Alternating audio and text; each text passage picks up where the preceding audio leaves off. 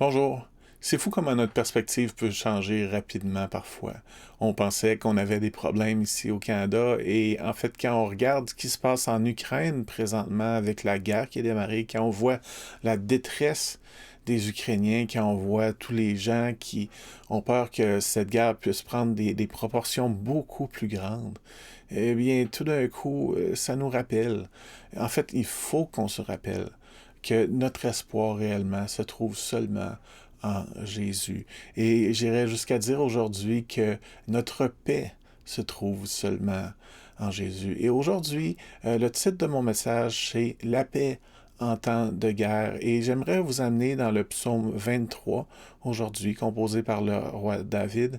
Et on va évidemment prier pour l'Ukraine parce qu'ils en ont besoin. Donc, avant de lire le psaume 23, je voulais vous rappeler le contexte dans lequel vivait le roi David. Le roi David était en Israël, bien entendu, et la particularité d'Israël, c'est que, bon, à l'ouest, il y avait la mer Méditerranée qui était une limite physique. À l'est et au sud, il y avait un grand désert. Évidemment, dans ces temps-là, on ne s'aventurait pas dans le désert. C'était pas un endroit par lequel il était facile de passer. C'était une autre limite géographique. Et puis, eh bien, au nord complètement, il y avait des grandes montagnes qui étaient difficiles à franchir.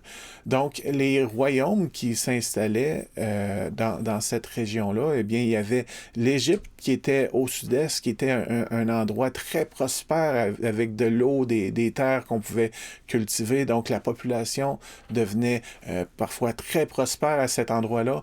Et puis, au nord-est, il y avait toute une autre section où est-ce qu'il y avait des royaumes installés, où est-ce qu'il y avait des terres qui pouvaient être cultivées, de l'eau. Donc, d'autres peuples qui pouvaient devenir très prospères là. Et Israël se retrouvait au milieu de ces deux-là quand il y avait des routes qui circulaient entre les deux royaumes. Et quand il y avait un des royaumes, que ce soit l'Égypte ou Babylone, la Perse, la Syrie au nord-est, qui devenait plus puissant et qui voulait prendre de l'expansion, eh bien, il se dirigeait naturellement vers l'autre côté et Israël se retrouvait toujours au milieu. Donc, à chaque fois qu'un peuple devenait puissant et voulait conquérir d'autres peuples, ben, il passait par Israël. Donc, Israël était constamment au milieu de guerre. Et dans le temps du roi David, en fait, c'était ni l'Égypte, ni la Syrie, la Perse, ni Babylone qui causaient des troubles. C'était un autre peuple qui était arrivé de la mer. C'était les Philistins qui s'étaient installés sur la côte et qui leur faisaient constamment la guerre. Donc, le roi David a vécu dans un contexte de guerre. L'Israël devait constamment se défendre et puis il a lui-même été un guerrier, il a participé à beaucoup de combats, il a vu toutes sortes de choses horribles, mais au milieu de tout ça, il était capable de trouver quand même une paix. L'Éternel était sa paix. Et c'est ça qui nous exprime dans le psaume 23 qu'on va lire présentement. Donc, psaume 23. L'Éternel est mon berger, je ne manquerai de rien. Dans un contexte de guerre, quand il n'y a pas de guerre, quand c'est un temps de paix, eh bien, il y a toutes sortes de choses qui s'organisent pour pourvoir à nos besoins. Il y a une économie qui est là, qui est en place. Mais quand la guerre arrive, souvent, il y a une grosse partie de cette économie-là qui est interrompue à cause des armées, à cause des gens qui partent à la guerre et tout ça.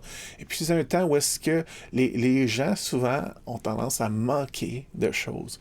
Mais ici, le roi David nous dit, l'Éternel est mon berger. C'est lui qui s'occupe de moi. C'est lui qui, pour moi, pourvoit pour moi. Je ne manquerai de rien. Il me fait reposer dans de verts pâturages. Il me dirige près des eaux paisibles. Donc, il planifie à l'avance. Il voit d'avance les endroits que je vais avoir pour me ressourcer, pour pouvoir manger, pour pouvoir boire, avoir ce dont j'ai besoin.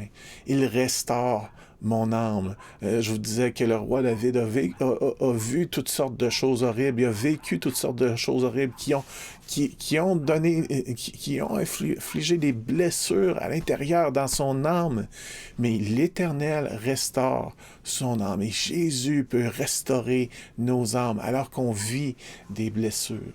Il me conduit dans les sentiers de la justice à cause de son nom. Vous savez, dans des temps de confusion, souvent c'est difficile de savoir c'est quoi les choses à faire, les décisions à prendre au milieu de la confusion.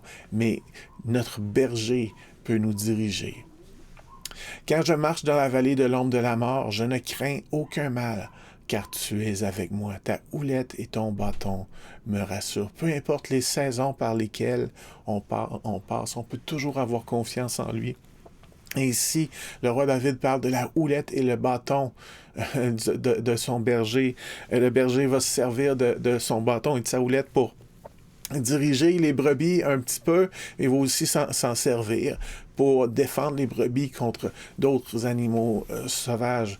Donc, l'Éternel, Dieu a lui-même sa houlette et il nous dirige un peu avec sa houlette, nous corrige un peu et il nous protège aussi de l'ennemi avec son bâton.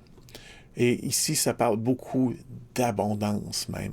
Même au milieu d'une guerre, Dieu peut nous s'occuper de nous, mais d'une façon abondante. Tu dresses devant moi une table. Donc, c'est pas juste je te donne un petit morceau de pain sec parce que tu as besoin. Non, il dresse devant nous une table. Il s'occupe de nous. En face de mes adversaires. Et tu oins d'huile ma tête. Et ça, c'est bizarre pour nous, mais dans ces temps-là, les gens mettaient de l'huile sur leur tête pour, les rafraîchir. Mais ça faisait partie de leurs besoins. Mais l'Éternel pourvoit à ce besoin-là pour moi et ma coupe déborde. Donc, c'est vraiment toute une abondance même qui est là dans ce verset 5, là, au milieu de toutes les choses que le roi David a vécues. Il dit, oui, le bonheur et la grâce m'accompagneront tous les jours de ma vie et j'habiterai dans la maison de l'Éternel jusqu'à la fin de mes jours. Donc oui, c'est l'Éternel qui nous donne le bonheur et la grâce.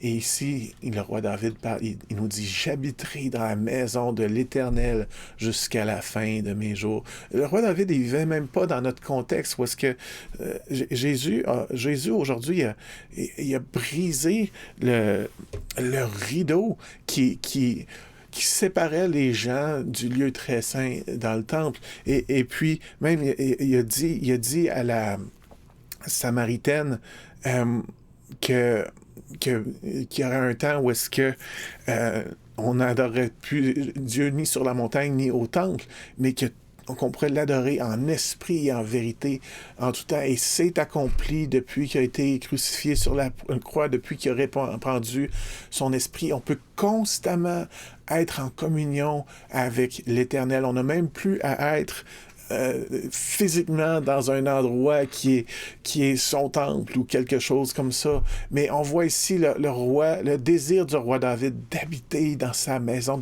d'être le plus souvent possible dans la présence de l'Éternel, parce que c'est de lui qu'elle vienne son bonheur et sa grâce. Mais aujourd'hui, ça, c'est accessible pour nous en tout lieu, en tout temps. Et on devrait chercher à habiter dans cette présence-là constamment, jusqu'à la fin de nos jours.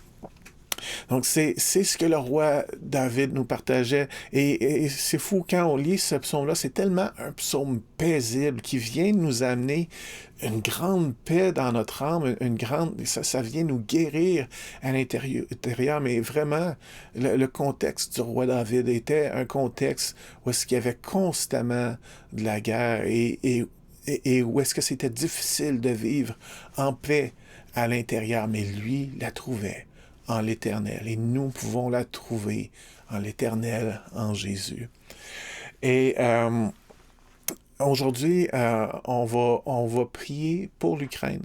Et pour ça, je vais vous partager une vidéo qui a été partagée par un pasteur dont je n'ai pas le nom malheureusement, mais un pasteur en Ukraine et qui nous partage ses requêtes de prière. Donc, on va l'écouter et puis après, on va prier. Dear brothers and sisters, greetings to you from Kiev, Ukraine. This morning I woke up because I heard explosions. So situation is quite serious, quite dangerous, and people are afraid and concerned. People in churches are afraid and concerned. At the same time, I really appreciate you for all of your support and for all of your prayers. Please keep calm and continue boldly and wisely pray to our Lord. Please pray for our people. Please pray for our families and churches.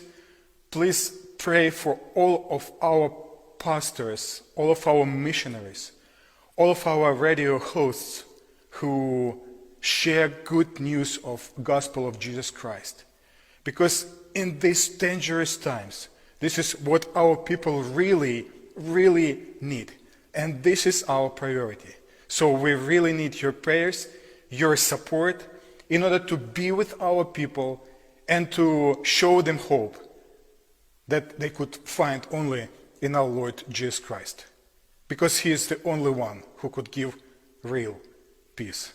Please keep calm and pray for our churches, for our families, for our ministers, for our ministry, for our radio host. And may God richly, abundantly bless you. Donc, ce qui m'a beaucoup touché dans cette vidéo-là, c'est que, bon, bien évidemment, il nous demande de prier pour les gens en Ukraine, pour leurs familles, leurs pasteurs, leurs ministères, leurs églises. Mais ce qui m'a beaucoup touché, c'est qu'il nous parle de ceux qui annoncent la bonne nouvelle à la radio.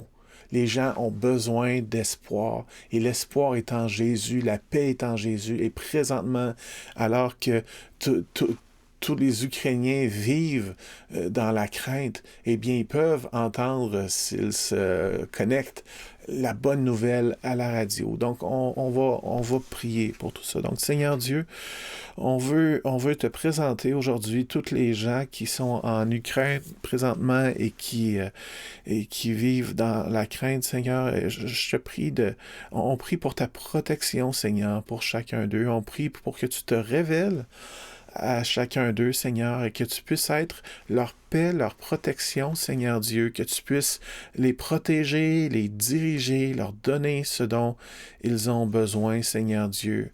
Et puis, Seigneur, on veut te prier de protéger les églises, de protéger les ministères, les familles, mais on veut te prier pour ceux qui annoncent ta bonne nouvelle à la radio présentement. On te prie de les inspirer, de leur donner tes paroles, Seigneur Dieu. On prie que leurs paroles puissent toucher les cœurs de ceux qui entendent, Seigneur. Toucher les cœurs de ceux qui entendent pour qu'ils se dirigent vers toi, pour qu'ils puissent être renouvelés, être pardonnés par toi, qu'ils puissent vivre ta paix au milieu de cette guerre, Seigneur Dieu. Et on veut prier, Seigneur, pour que toutes les choses se règlent rapidement, le mieux possible, Seigneur Dieu. Et on prie pour qu'il n'y ait pas d'escalade dans cette guerre-là, que les armées russes se retirent, Seigneur Dieu. Et merci de protéger l'Ukraine. Merci de protéger, Seigneur, l'Europe, la Russie même. Et puis que ton nom soit glorifié, Seigneur. En ton nom, Seigneur Jésus. Amen. Donc, merci d'avoir été avec nous et puis que Dieu vous bénisse. Bye bye.